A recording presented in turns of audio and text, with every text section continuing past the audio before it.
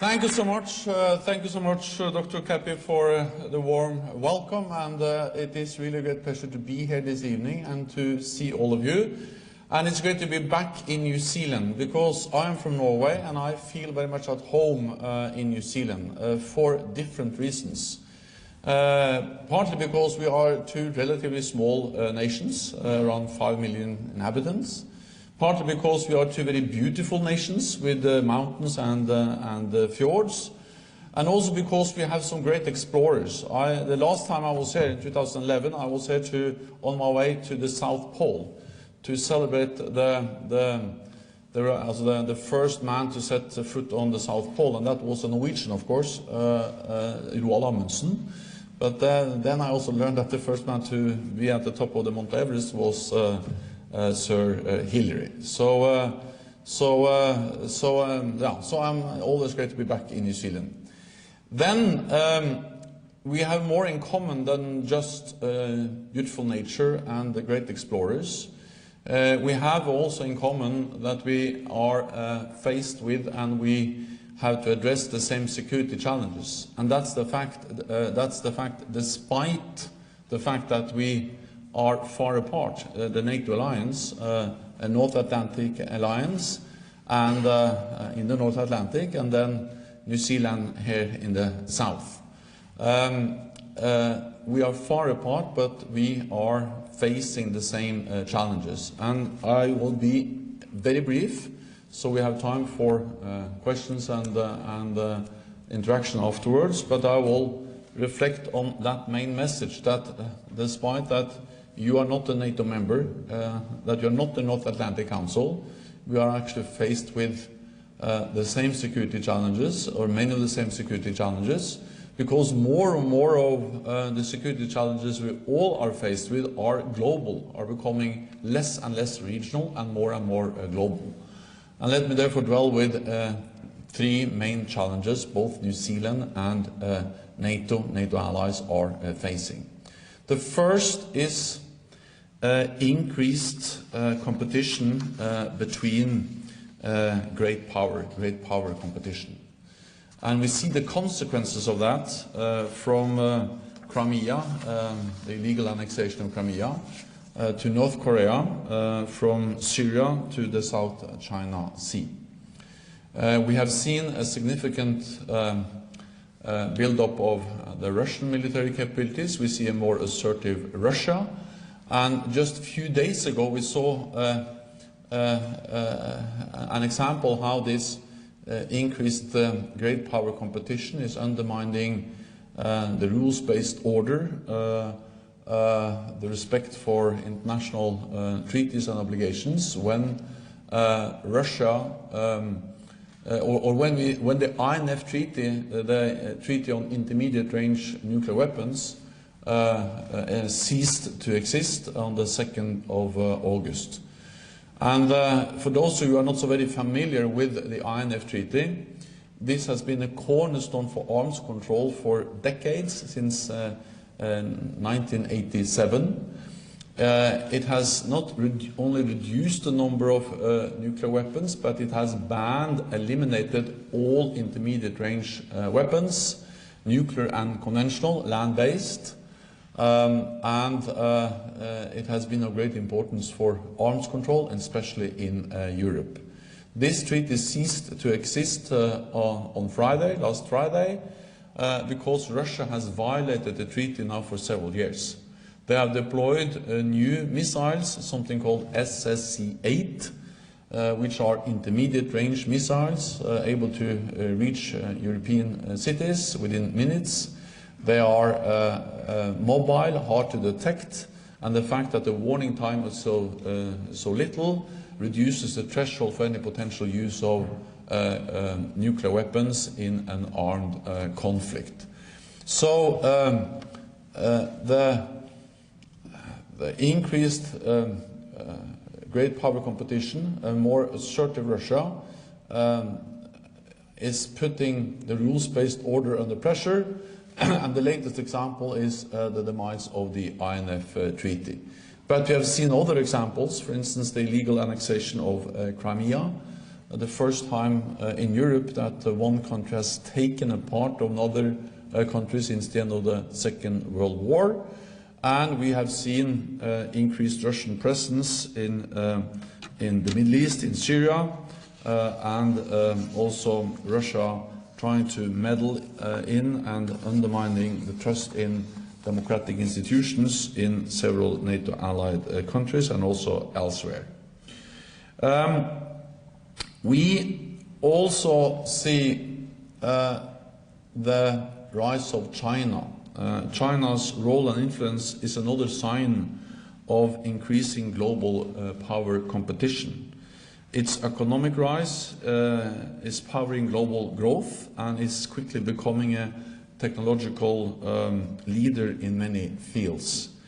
This brings many opportunities financially and politically, and while China presents a very different set of challenge than Russia, its rise also has implications for the global rules-based order and for our security.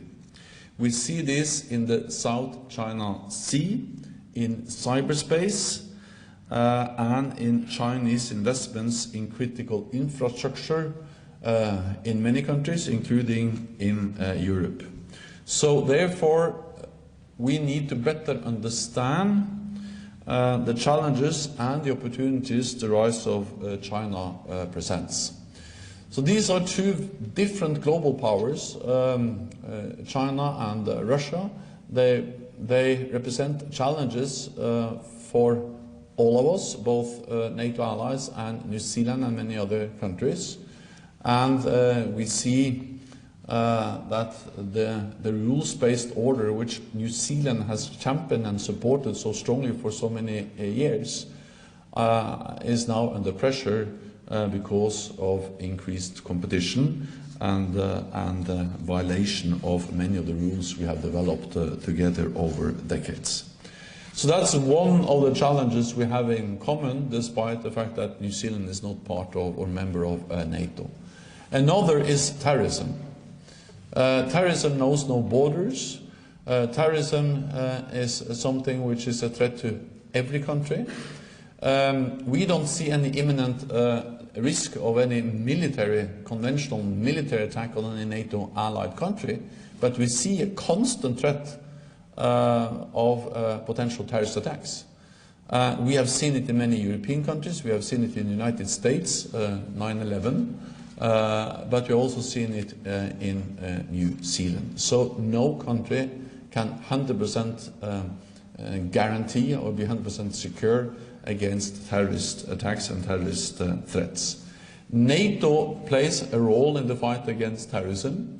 We have to remember the reason why NATO is in Afghanistan, we have been there for many, many years, is to make sure that Afghanistan doesn't once again become a safe haven for international terrorists, where they can organize, plan, finance, prepare terrorist attacks on our countries, as they did against the United States, organized and planned from Afghanistan in 2001, 9/11.